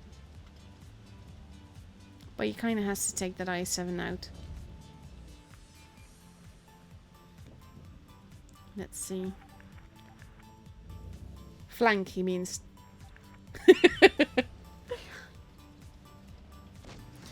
And I have to point out that this used to be one of the Disney princesses of my Asia clan.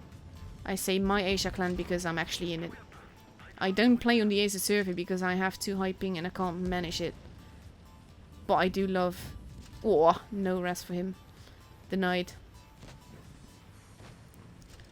And now full health with only 3 guns left. Our Hori is just going straight on in. And murdering people. Missile missed by a mile. He still has the kids left. He is focusing on the chieftain. There he goes. And now there's only the Sherry. At least it's not a near Raz. Come on, shoot him. Ah, denied. All the same though, 5.7k damage in a very, very cheeky game. I very much appreciate this.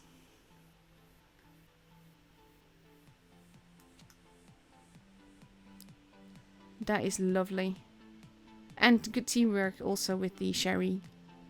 Even though missiles are evil and all of that. That stays, but still. So let's see, where are we at? The room invite should come soon.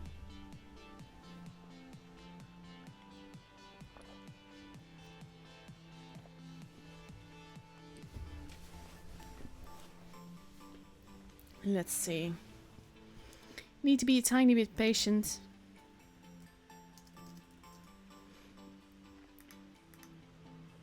And then we basically get to see the finals for today, which is none other than Legion versus Winsk. Oh god, the T-49A was even worse.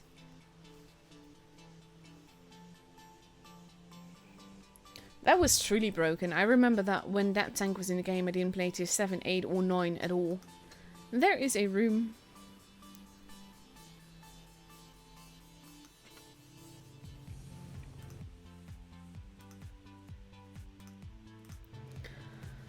And we have little less than 5 minutes left before we go to Fort Despair.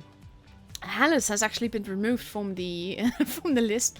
There was a problem with the free camera on Hallis, which basically meant that we got what my viewers called a lawnmower camera, which basically meant I couldn't fly up because I was basically stuck to the ground.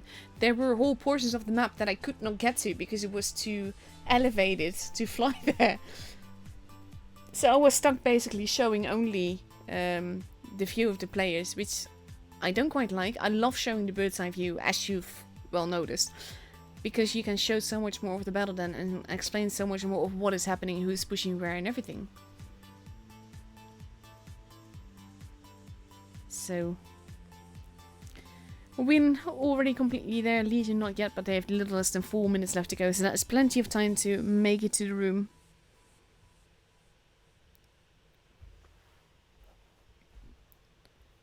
And there is Lefnut in the Sherry.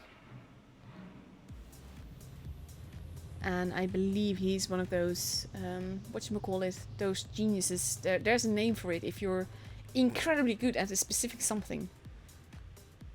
But I can't brain. So, but he's really, really, really, really good at the whole missile thing. Does the whole loop-de-loop shots and just really all the things why you don't want missiles in the competition, really.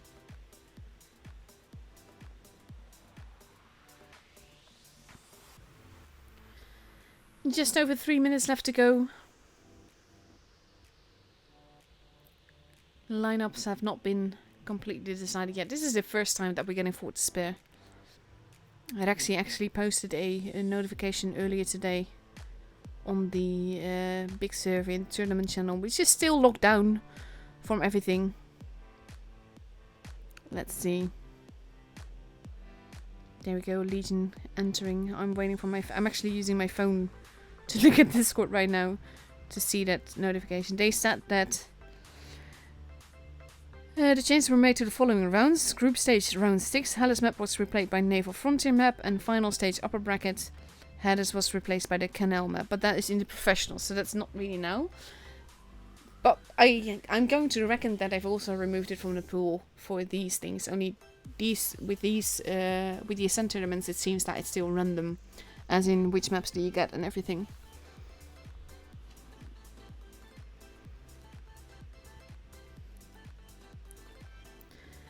So, 2 minutes left to go. Legion almost ready with the lineup. And we see Dagadas in the Sheridan there. Win ready with a 2 T-22 mediums, a Sherry, a 113, the FT, another 113 and the IS-4. The FT is a tank that you don't see all that often, to be fair, in the tournaments. We have seen it around a little bit, and I actually quite like it. It's one of those tanks that I really need to get more experience in, but the experience that I do have in it is a first class in the very first game, so... But it's a cheeky little thing. It's quite troll, it has a nice reload and pen and everything. So yeah, I quite like it. And Legion has completely readied up with a 268, 2 E5s, 3 IS4s, and an E100. And of course, this is a map that does invite a lot of heavy play. So actually, Win taking so many fast tanks is curious. I'm eager to see what they do. Win is one of those clans that they can have good days, they can have bad days, but they can have days where they just pull a magic rabbit out of the hat. And it's just amazing. So I'm eager to see that. And of course, they were particularly fans of Brian, so I do expect a bit of a homage to him as well. Which is exactly a reason why I feel that this is the best finals for us to end up with in this group.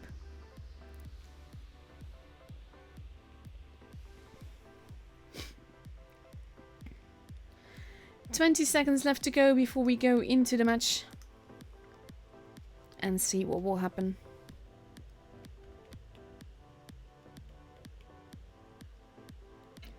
And here we go, countdown clock has started. Left not unreadied himself, but readied up again just in time. And here we go into the finals of tonight's match.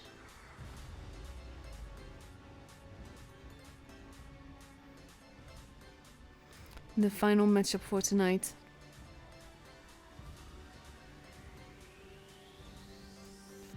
On one of my least favorite maps. It is so small. I love the big maps. This map, it has been around forever, and it's sort of like apparently perfect because it's not been edited in quite a long time. But yeah. We see Legion focusing a bit on the middle and on the A side, and basically Win doing the same thing, with Left not going into the positions where he can exactly use those cheeky missiles. He has been spotted. Oh my god! And he got almost completely obliterated where his missile did not pan. But he has a grand total of 21 HP left at this point. So he's not going to be able to take any risks. At the same time, we see some action at base C, but it is steadily being taken by Legion by 2 tanks. And they've taken it home. Whoop shot, but did no damage with it. Base B now being kept. Torpid from north. Everyone's from north. They're shooting at Dakudas. Base B has been kept, but Legion has about a tank's advantage. Well, more than a tank's advantage in HP numbers, but also with Left not being really able to do much of anything here. Legion relocating a little bit. Whoopsie taking another hit. You saw the shots flying past him. And he needs to pull back a little bit. They know that there's someone there though. There's a missile. And it hits the ground. But at this stage I can't really blame Left not for not really making much of a risk. Tumpy. Radical's now losing a little bit of health. Tumpy not going for base C. Angie pushing in and getting shot for it. And Torpy is, no, not necessarily on his own, but he's nearly alone. And that could be very, very tricky here. Whoopsie losing a little bit of HP. Legion is sort of like relocating, but relocating in multiple positions.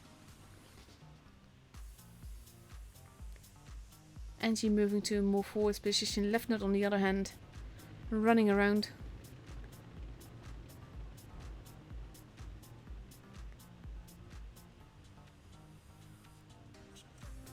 Can't believe they didn't see each other. Now he has. Tempe having been spotted. Boopsie either bouncing or missing. Hard to see with that.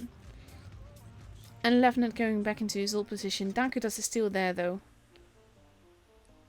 And that could prove to be the death of him. Tempe losing a little bit of HP. Base A now being kept. Dakudas is on his own. And that is very dangerous. He's now going to be rushed and he's not even using the rocks all that much. We see Legion losing a lot of HP. I'm focusing on this side because there's more tanks here. Tempe almost gone. There he goes. Don Vano takes him out. They're going after someone. Like literally someone. Angie already moving to Kuma. Kuma almost deleted. Oh, Kuma actually deleted. Dakudas in the meantime only just died, but it took 2 tanks from Win in time and space.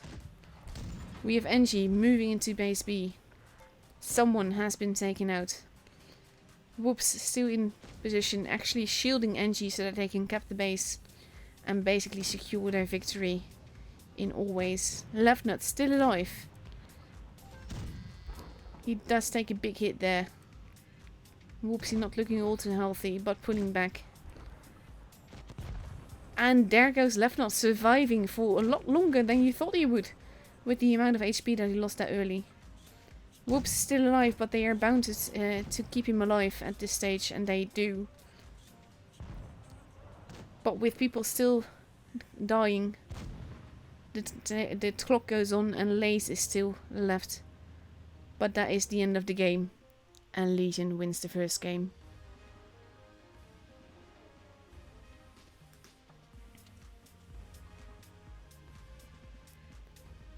Damage-wise, it's not even all that different, though Legion did have more HP. And of course, those first shots were so important, because they basically clipped Left Nut's wings.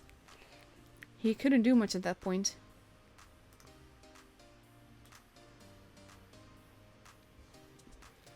One and a half minutes left before we go into the battle again. And we see what happens in the second match of on Fort Despair. And Legion has readied up with a 268, 2 E5s, 3 IS4s and a Sherry, leaving the E100 behind. And we see Win readying up with 2 T22 mediums, an STB this time rather than a Sheridan. A 2 113s, a 268 and potentially an IS4, but we're not entirely certain yet.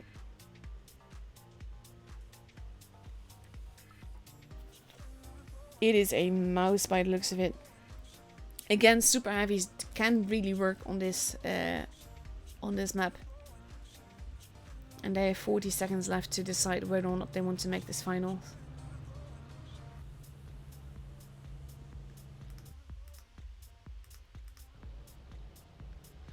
Let's see.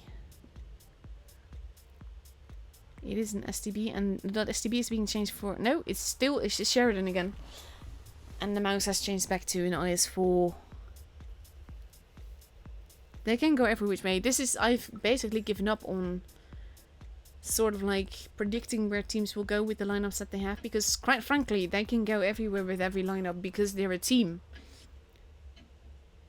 So I never begin to assume to know where they go. Only where I would expect them to be, but it's only when they're actually loaded into the game that we know for sure what's happening.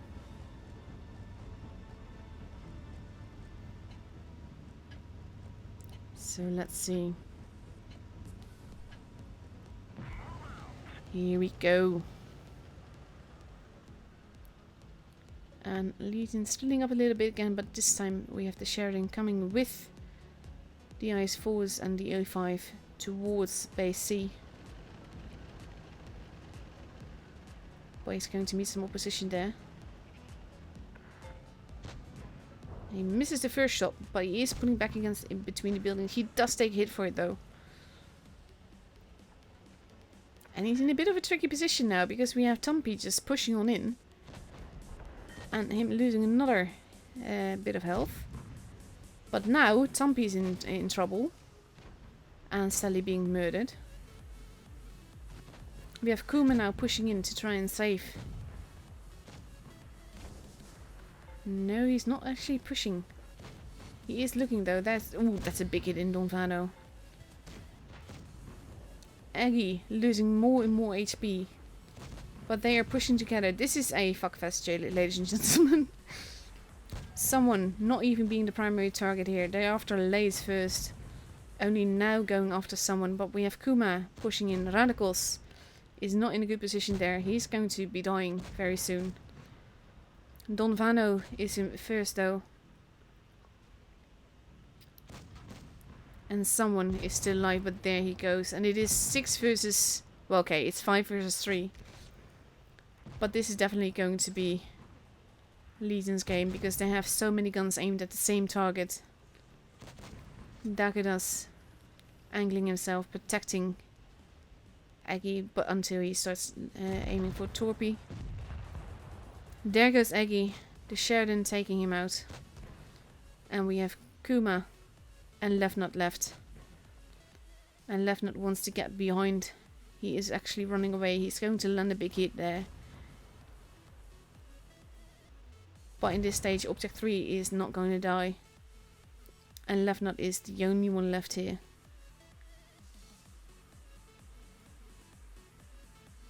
And he kind of has to do something.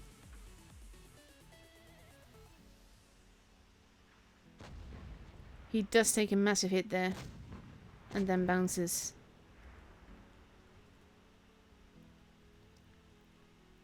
And he is lost. Angie standing there. And taking him out. And Object 3 trying to HE himself to death.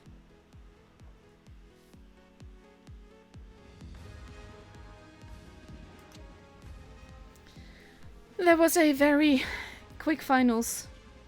Very aggressive gameplay by Legion this game. Under 3 minutes. But overall a nice game. Maybe if Kuma had pushed in it would have been a little bit different. But at the same time Legion's focus fire was very much on point. And they had so many guns pointing at the same tank. So let's see if we know what the other groups are doing yet. German Legion won. So it's German Legion, Immo. Let's see. If it loads, that would help. So German Legion, Immo, Demo, K4. For this group we have Legion first, Winsk then. Let's see how Souls did. Ooh, Zenith that took it home against Souls. So Zenith and then Souls. But the top 4 from every group is through to Saturday basically. Let's see, this is still going. Let's see, is this still going as well? Please load, there we go. Whip took it home versus Mates in a 2.1 already. So that's 3 games in very little time with the waiting time in between. Let's see, Group 4, EG versus Souls. EG took it home. 3rd place for Phoenix and finally on 4th. BHPP versus Raid. Raid back in shape. We saw some epic matches last weekend.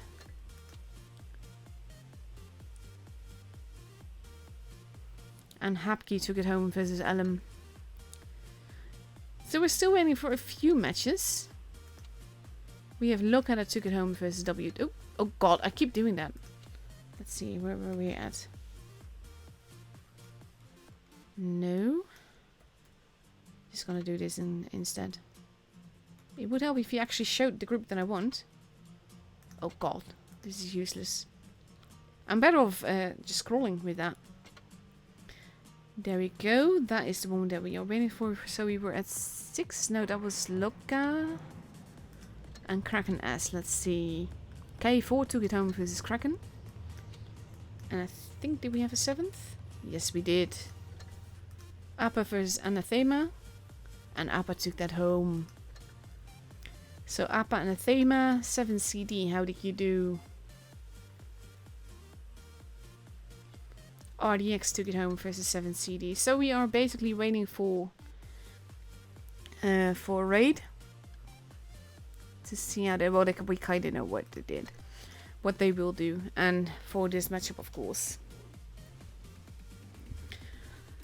So in the meantime, if you've missed it and have been living under a rock somehow, Brian, my fellow co-commentator and great friend and the best commentator that we had, quit commentating and quit as a CC. Mainly over the ATGMs, but also Wargaming's overall.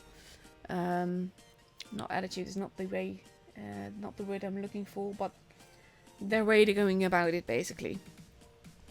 And I fully understand his reasoning, I fully support him, but I will miss him very dearly because he's leaving behind a very, very big hole that I can't hope to fill.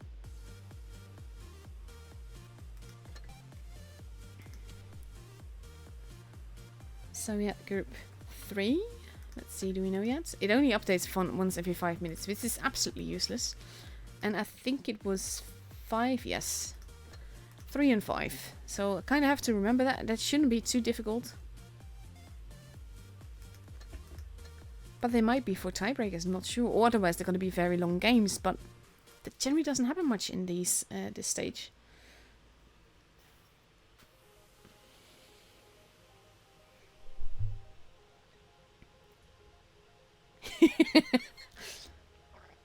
Kiwi is just teasing.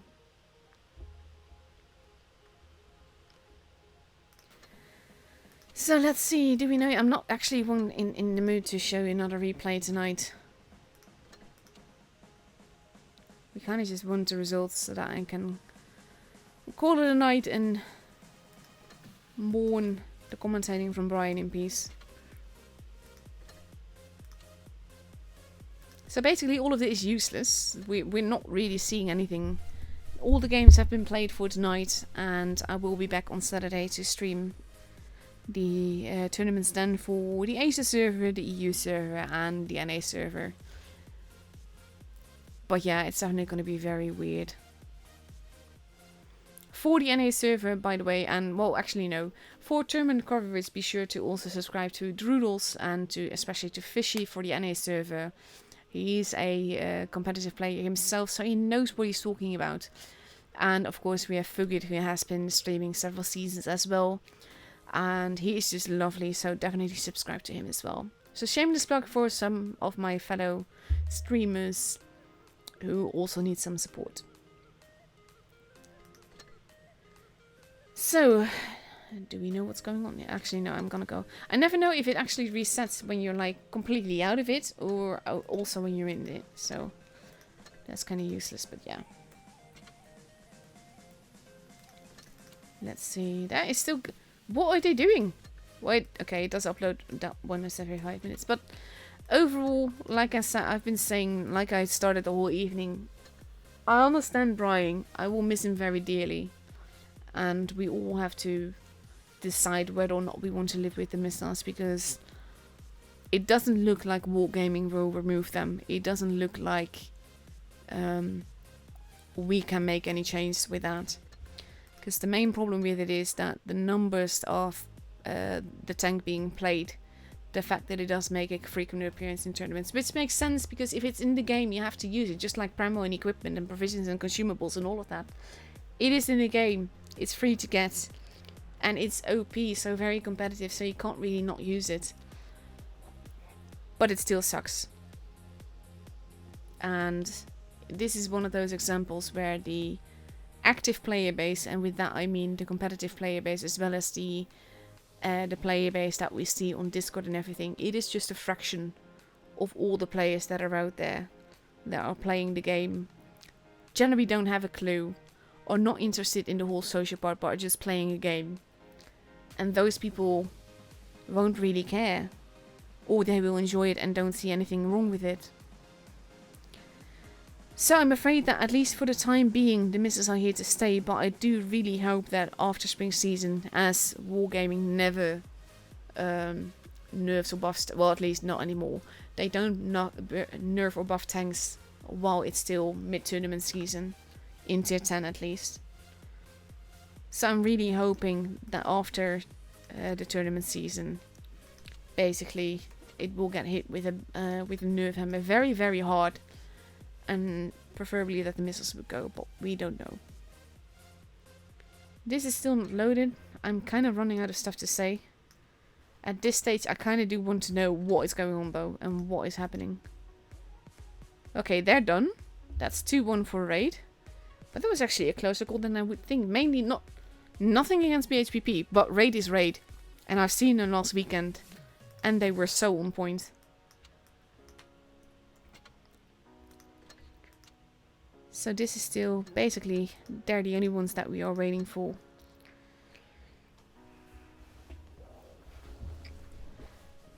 I kind of like that I have some predictions that are good. I'm generally not too good at that. But in this case, it is relatively easy because it's not professional stage yet. So we start off with a best win rate clan versus a worst win rate clan in teams. And that kind of makes a lot of difference as well. Come on, Vil, let's see. How did you do? Still not loaded, I think. Oh, now it is. Vil took it home, 2-1. So now we have all the results, and I can log off in peace.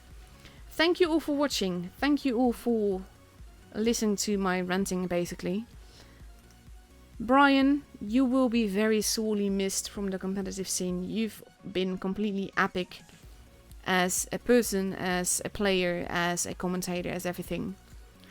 And like I said, you're leaving behind a very big hole that can possibly be filled.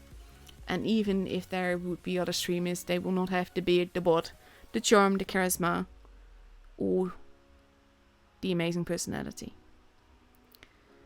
So with that, thank you everyone for watching. I hope you guys enjoyed it, that I didn't do too bad. And I will be back in the weekend to stream, well, basically Asia, EU and NA for you guys. But for now, good night, and I'll see you later. Bye bye!